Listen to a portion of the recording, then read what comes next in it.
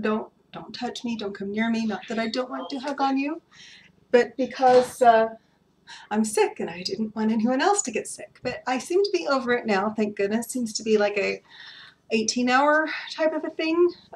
Came from my nephew Roger, who gave it to my son, who gave it to me, and we're expecting, hoping that that's the end of it. So I wanted to talk again, once again, it's the day before Thanksgiving.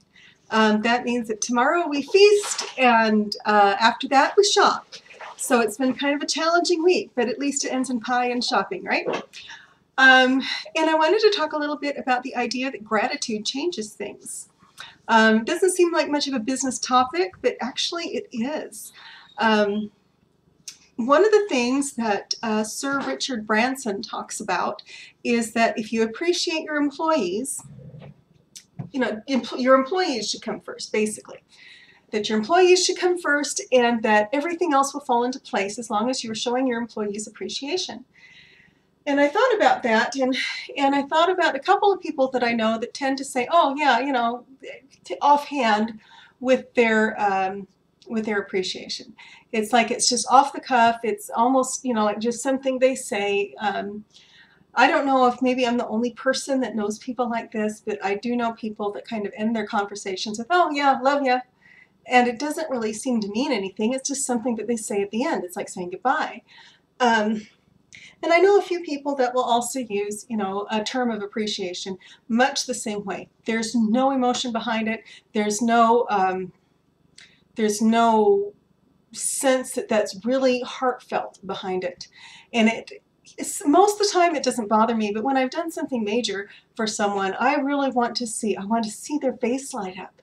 I want to see that it made a difference. I want to see that, I don't expect this out of my clients, by the way, but I do out of coworkers and colleagues that know the work that goes into this. Clients never know. Clients have no idea how much time anything takes. They think, you know, I wave my magic wand and it's done, and I wish that was the case because then I could charge by the hour and tell them that it took longer as long as it really does, and then I could get a lot more work done and make more money. But it doesn't work that way. It just means that I have, you know, there's a lot of work that I do. There are people that know what I do and what I put into it. I kind of fell into bookkeeping. It was not my dream job. I did not wake up, you know, when I was 10 and say, I want to be an accountant. That was not it. It was never it. But it's something that is so needed that I kind of fell into it. And the reason I did partly was that my original major, which was computer science, is growing so fast that it's almost impossible to keep up with. And certainly from the time I was 18, which is when I first went to college, till the time I was 30, when I was returning to college, everything had changed. I mean, everything had changed. The language, I first studied computer programming. I was studying Pascal and BASIC and DOS, okay? And there was very little, there was almost no internet. There was a little bit of networking that was starting to pick up, but there was no internet, so to speak. You know, when I was 23, I moved over to Germany and I come back and everything has changed. The whole field has changed. They're not using Pascal anymore, which I thought I was so smart for mastering. Now it's Java and Ada and C++, not just C, but C++.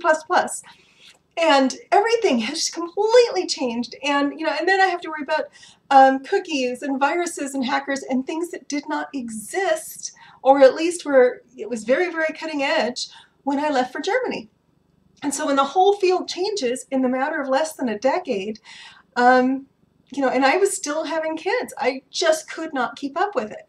So I chose to, actually I got a job as an office manager and started working with QuickBooks and decided, you know, this is something I can do, and taught myself accounting. And now I'm in the process of getting my degree in accounting, which is an exciting and fun process, especially since I can go as fast as I want.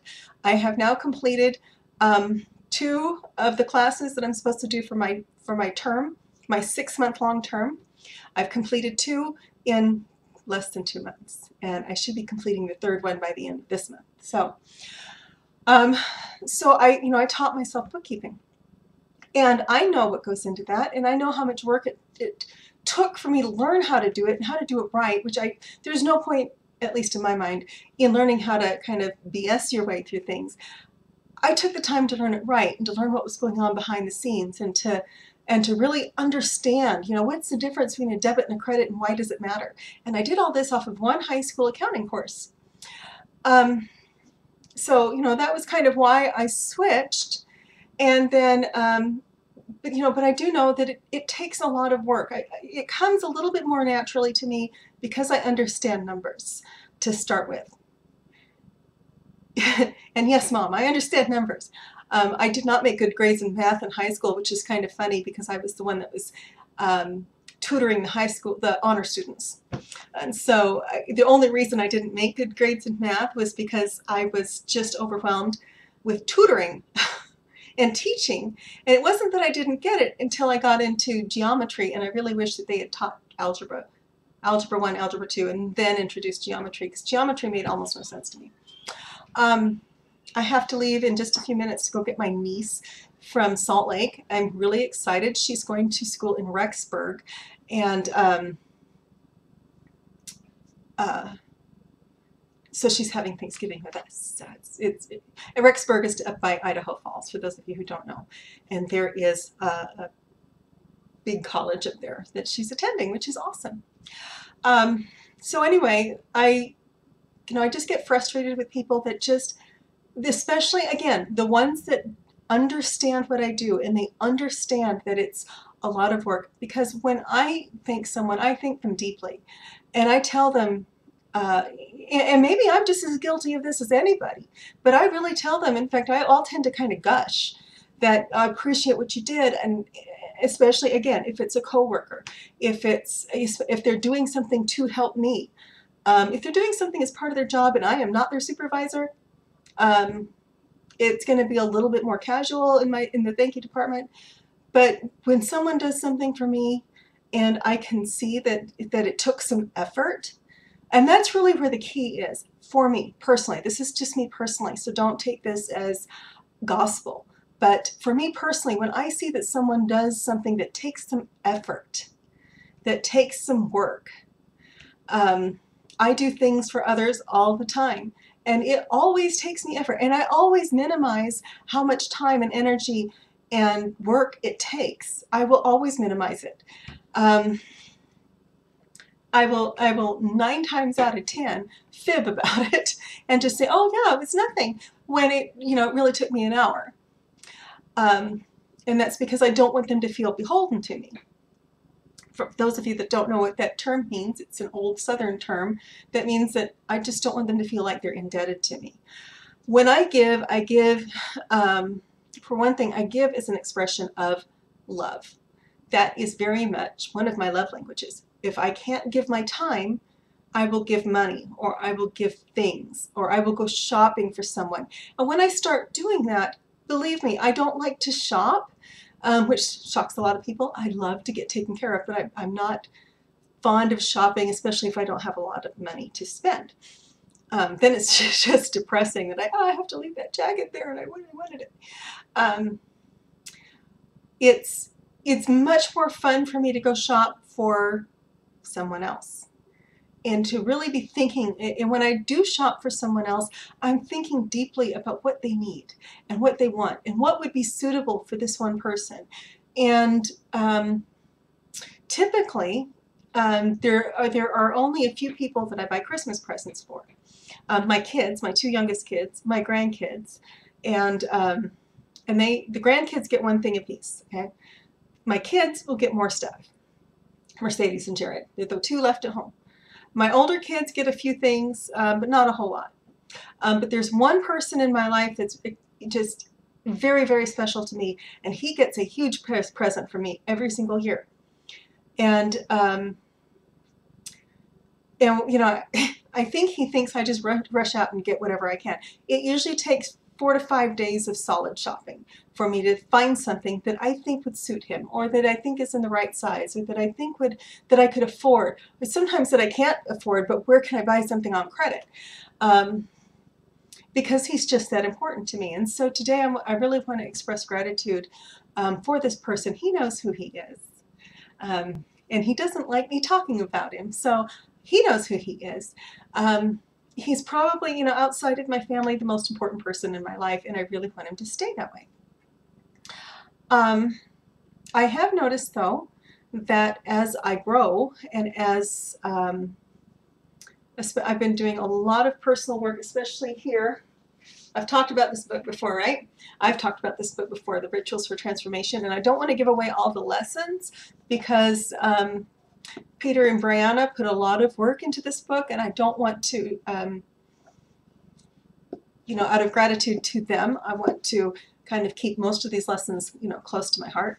But there are a lot of lessons in here, and some of them have taken me a week to really have them sink in. Just for fun, yesterday I got to go to the, after I was done being sick, I went to do this, well, I'll talk about it another time.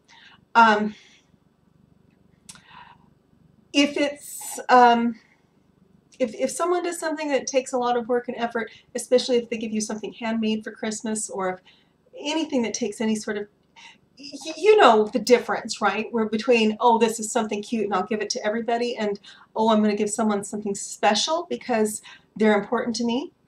You know the difference. And everybody can tell the difference. And so, I have found that as I express love and as I express gratitude, and a huge part of that is giving for me. I will give, I will give, I will give until I get the shirt off my back, and then I will give some more. This one person that is so important to me that comes right after my kids, I've told him I would give him every penny out of every account that I have if he ever needed it. And that holds just as true today as it did when I told him that. And so I try to make sure that he knows that he's important to me, and that that I'm thankful that he's in my life. He has done a tremendous amount for me. And I really wish I could mention him by name, and I don't want to embarrass him, and I don't want him to be mad at me.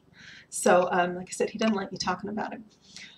But most people who know me know exactly who it is. And that's going to be kind of it for tonight. I have to go get my niece. So have a wonderful weekend. I don't know if I will broadcast tomorrow. Probably not, because I will either be eating, cooking, eating, or cleaning up. That's my schedule for tomorrow. Have a wonderful Thanksgiving. I will look forward to talking to you either Friday or the beginning of next week. And happy Thanksgiving.